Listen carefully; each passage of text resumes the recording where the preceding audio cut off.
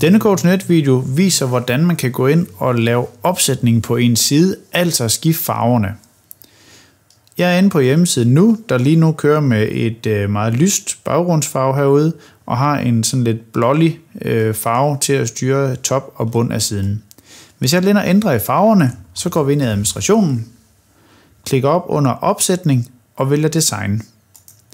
Herinde under design har man altså forskellige templates, altså forskellige modeller af designs, vi allerede har lavet til jer. Så hvis jeg vil have et lyst og enkelt design, så kan jeg klikke på den her, og gå ned i bunden og sige gem. Gå op og sige se siden nu, og så kan jeg se, hvordan mit design rent faktisk har fået et lidt mere lyst og enkelt design. Hvis jeg hellere vil have, at den skulle have et mørkt design, så kan jeg gå ind i min administration her, gå ind under design igen og sige, at jeg vil have mørkt og elegant design, og gå ned og sige gem.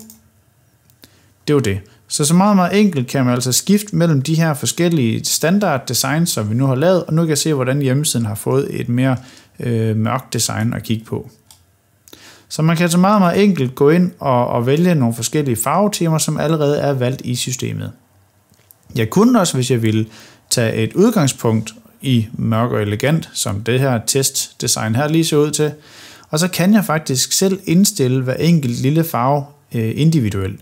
Så hvis min topmenu, der i det her design lige nu er sort, så kan jeg altså gå op og sige topmenu i farven, den skal i stedet for være en lys blå farve her.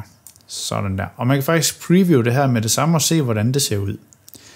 Jeg kan se, at min menu den er ved at være svær at se, når linkfarven den er grå, hvis baggrunden den har den her blå farve, så linkfarven kunne jeg godt tænke mig, så det skulle være hvid måske, eller det kunne være, at den skulle være sort. Og jeg kan altså med det samme se herover, hvordan det kommer til at se ud. Min bund kunne jeg vælge skulle være samme farve, så jeg kan simpelthen kopiere den her farvekode, kopiere, og så kan jeg gå ned i min baggrundsfarve ned i bunden, og så højreklik, og så sætte den ind. Sådan. Og igen vil jeg kunne se med det samme, hvordan det egentlig ser ud med mine tekster og farver. Nu har jeg lavet mine farvejusteringer, så siger jeg gem. Det var sådan set det. Vi går ind og siger se siden nu, og kan se, hvordan mit design nu er blevet rettet til.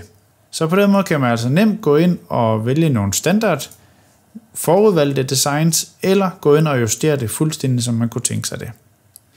Tak for nu.